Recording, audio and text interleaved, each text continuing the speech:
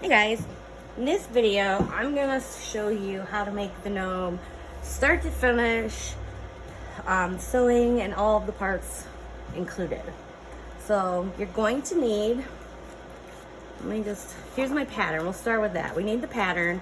So the body, it's 8.5 inches this way and 6 3/4 inches this way. And I cut it out on a like cardstock, so it's a little heavier, a little more stable, and can use lots of times without ripping or tearing, and you know. The bottom of the body, you need a 3-inch circle. Again, I made it out of the cardstock. And here's my beard stencil. It is 3 inches wide at the top, and then it's 2 3/4 inches tall. And then I just kind of created like this curved shape. It doesn't have to be exactly like mine. I'm pretty sure you can just connect the top line to the bottom point with a curve. It kind of looks like a tongue. As far as the fabric material, you're going to need some felt, whatever color you decide, whatever, you know, kind of coordinates with the socks that you use. And this is brown, pretty neutral, goes with lots of different things. You can buy this in pre-cut sheets or by the yard. I recommend by the yard if you're going to make several. It's a lot more cost effective. I bought a lot of it just a couple days ago. It was on sale at Joann, so it was 50% off, and I bought it online and I had to buy 2 yards at the time, so I've got a lot. But also you can get it in sheets, little packs, or individual sheets at Joann's, any craft store, order on Amazon, Joann, whatever. You're gonna need your piece to be at least, let's see, it needs to be at least 10 by 8.5. So keep that in mind if you're picking up sheets, at least 8.5 by 10. Because you're gonna have to put your body on there and the bottom of the body on there. You're also going to need a sock. This is, I don't know what it is, what kind of sock? I can't think of the name of the sock. It's not the short little ankle sock, but it comes up about mid-calf, I guess. So this is ladies, you can also use men's, whatever works for you. Got these on Amazon. They were pretty, these are like nicer quality than a lot of them. They weren't super expensive, and I did shop around. I found that they had the same socks by different sellers, different prices. I've bought the more expensive ones before, and they're a little thicker. There is a little bit more to them, but the cheaper ones, they're just as good for this purpose. It's not like I'm going to be wearing them on a hike. They're going to be a hat for a gnome. And beard material. Again, you can buy this by the yard. I ordered, I believe, a yard of it through Amazon. It's expensive. It was around $30 for the yard, but that is a lot of beard fabric. You can also just buy little squares of it. I've just ordered some again through Joann. It hasn't come in yet, but they're just like little pieces, and you can get, can't remember, like 10 by 12 or something. And you can get quite a few beards out of that, probably like 8 or 10. Less expensive, and there's different qualities, of course. I like this because it's long and I like the double color, but variety of colors out there, lengths. This is, I mean, it's called faux fur. This is long pile. The pile, just describing how long the fur is. You can get shorter pile. I wouldn't get too short, then it's just kind of like stuffed animal fur, and you want long hairs. All right, so let me get started before I keep droning on too long. I'm gonna first trace out, obviously gonna need scissors, a sewing machine. Sorry, I'm everywhere. Sewing machine, or you can sew these by hand. I have not. It takes a lot longer, but don't feel like you can't make this because you don't have a sewing machine. And if you don't know how to sew, I'm not gonna teach you how to sew in this video, but just search YouTube. There's probably hundreds, if not thousands, of instructional videos that will teach you some basic stitches. Probably a back stitch would be the most secure, strongest stitch. I don't know that it is necessary. It's not like you're making clothes. You're not wearing this. He just needs to stay together, to sit on a shelf or somewhere in your home. He's just decorative. So with that said, let me just get started. I'm going to trace my pattern. I'm going to get the body on. And since I've already cut this out of my big old chunk of fabric, it's to size this way, so I don't really need to trace these edges. But if your piece of fabric, your felt is larger, obviously you're going to need to get all of your edges. And be mindful of the way you put this on your piece of fabric. You want to be able to fit the body on there also. You don't want to waste a lot of your felt because you decided to just stick it on right in the middle and now you don't have room for anything else. So I'm going to trace my body on, and I'm using a chalk marker. It's for chalkboard, but it works really well on this felt. I was trying to, when I first started making these, I was like, what am I going to trace on this felt where it shows up, because pen is really hard to see.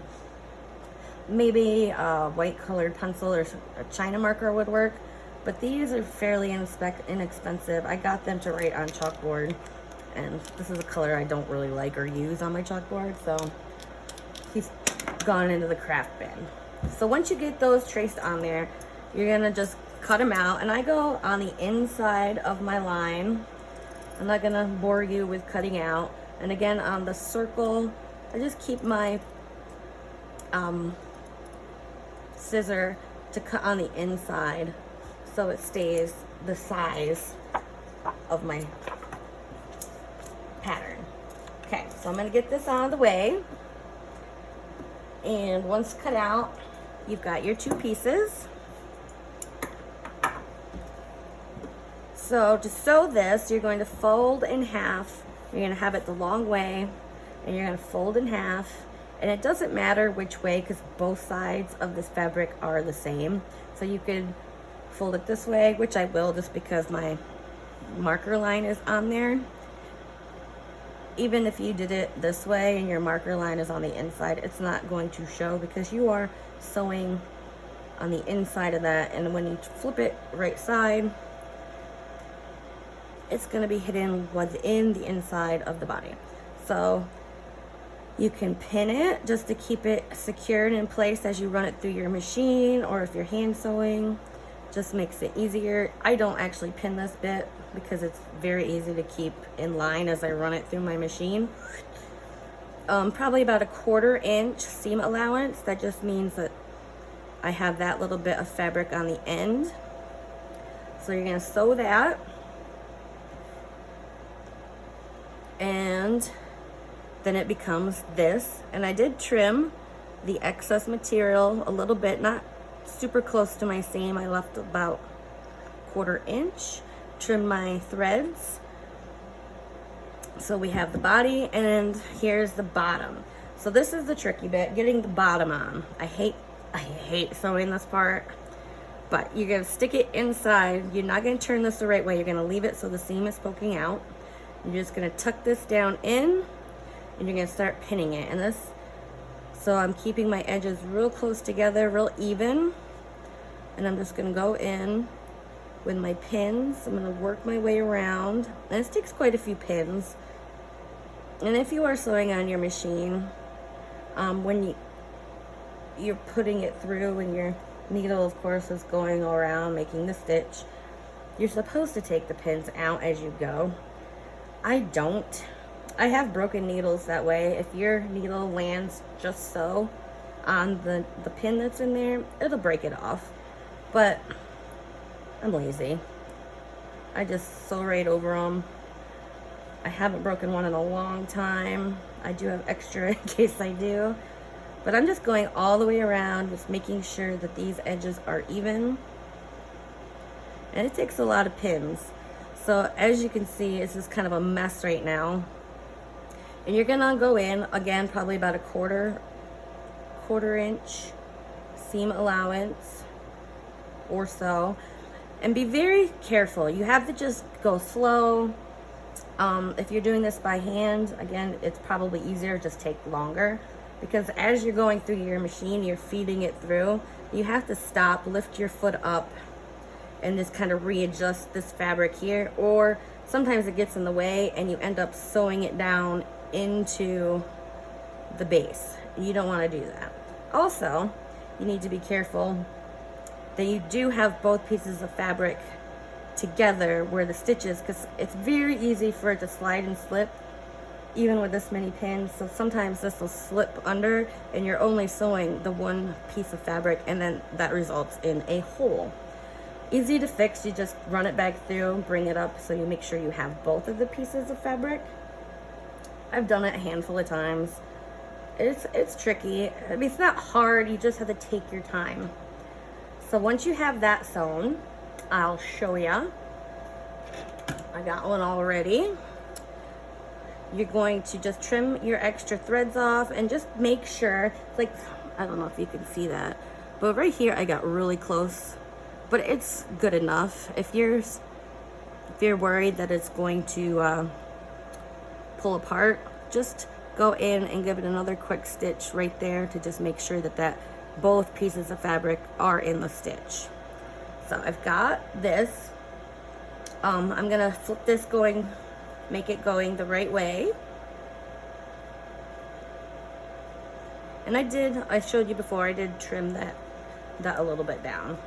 So I'm just gonna turn this right side out. And we've got this nice circle bottom, and that is our body. And I'll set that aside and I'll show you how to make the hat.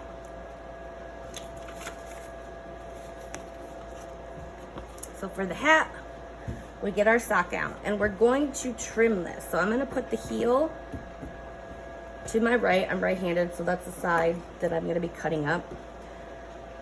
You're going to, I just kind of come in here, cut that that seam there, right on the edge, and then I just slowly start angling up right to this where the heel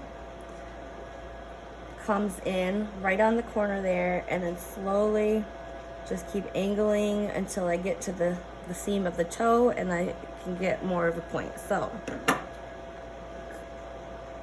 around like this. I'm just gonna show you.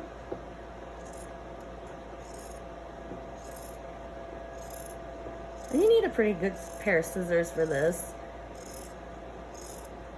I'm just going all the way up right to the toe. And then this is just scrap. I did start making like little guys on my scrap pieces, so you can do that too. I'm not gonna show you. I just fiddled around till I got it to work. Kind of a pain in the butt because they're so tiny. So this is our hat part of the sock. We are going to open it up, flip it, and then get it so that it's got right sides together. The right side is the side that you want showing. And we are going to pin it. This you definitely want to do. You're going to want to pin this because it does not stay put, and it's got lots of little threads and things that get caught on your sewing machine. So if it's not pinned, it's very easy to get them so they're not lined up. All the way to the top. Same seam allowance as before. Just run it through your machine. Get this sewed up. You need to take the pins out. I have one all ready to go here, already sewn. So I've got my, I don't know, about 1/2 inch seam. And I'm gonna trim my threads. And we don't need to trim, maybe a little bit down here so that lays somewhat flat when we put it on our gnome. Got some threads here I need to trim. And the tip, so when we turn it the right way, we don't have all this extra fabric bunched up. I just get that pretty close to the stitch, not super close, because if you get too close, because this is very stretchy material, it's possible that our stitch will come loose and there'll be a little hole. So not too close. And now we will turn this the right way. And I stick my thumb right in there. And I'm gonna pull it, turn it the right way. And the back side of a pencil, the eraser side, works really well. I've got this thing that came in my stuffing. You can just poke it up in to get the tip of your hat nice and pointy. So that is our hat. It's cute. And then let's do our beard. So we got our body and our hat. These are the sewing bits. Sewing part is done. Beard, I'm going to show you how to cut the beard without destroying your fabric. So before you put your pattern on and trace it, make sure you have the material going so that the fur is laying down.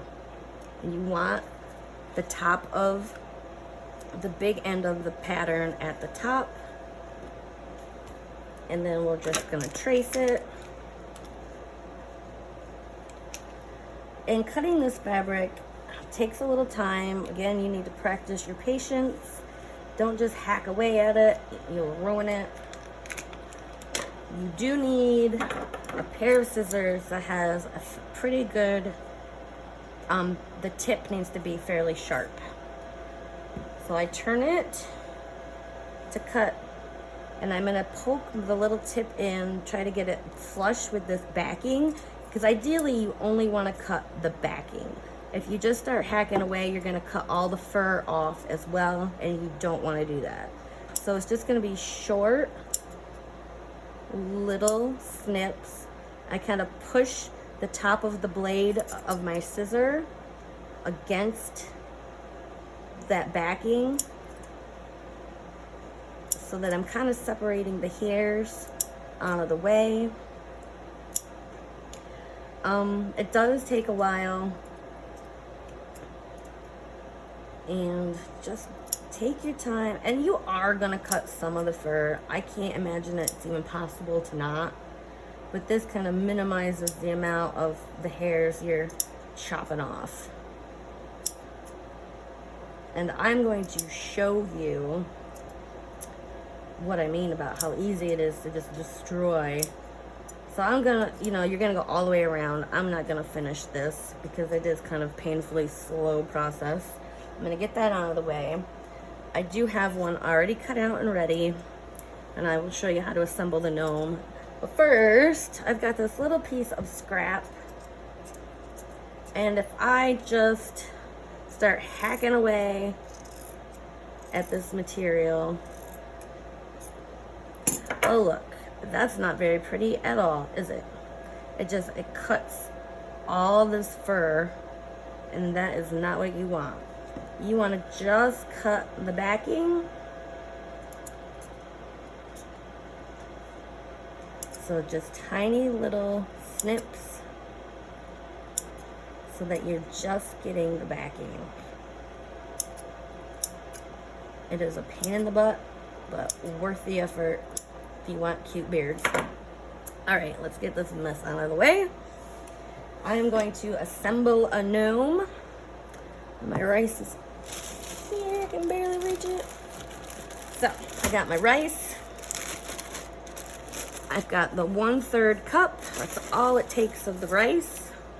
Put it right in here so I don't spill it all over the place.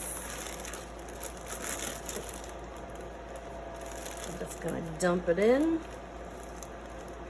Nope, missed a little. I'll just add a little extra in for good measure. Get that out of my way. And some stuffing. I've got fuzz, little lint from my socks. I might just put small balls in at a time. Gonna shove it down in there. You want to make sure you get it right down to the rice.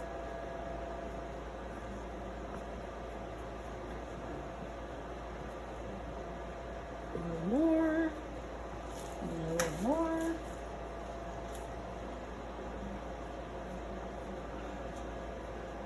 And then we need a rubber band to tie it off, so you're just gonna bundle it. So, poke it in, gather it up at the top, wrap this around 5 or 6 times. Got a little crooked. Oh, I hate it when that happens. It's so hard to get a hold of these. All right. And see, it's not really lined up that great. I just kind of pull on this, push it down, and it just rolls right into place. And I'm going to trim this excess off, not way down, but up a little. And now we can glue our beard on, seam in the back. We're going to put a little row of hot glue right here. The dog, she is a pain in the butt, in and out all day.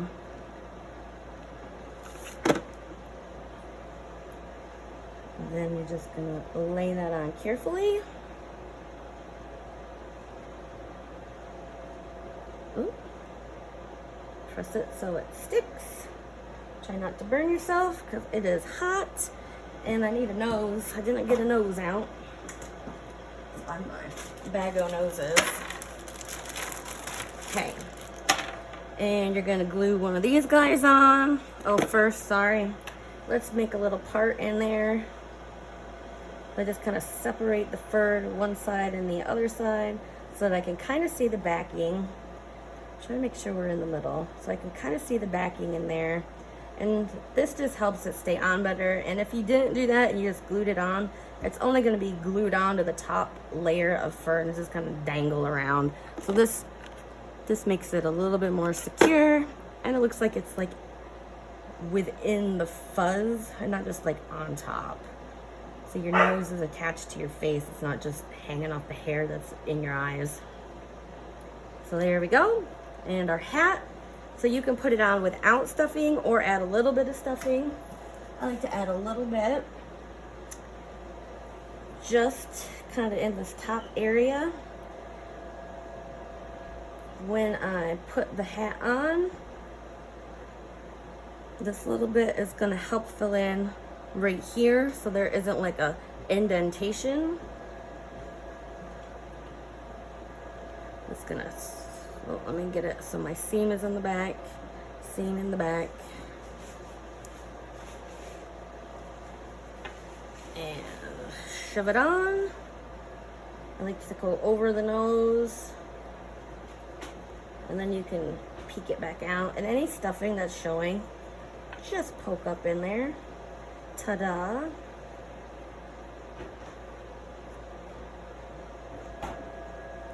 And then you can just kind of squish him, poke him a little bit, get him how you want him shaped.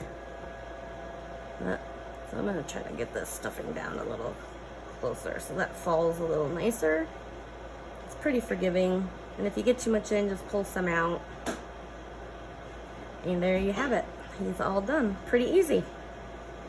I hope you enjoyed watching this video, and I'm going to try to keep more things coming for you. Thanks.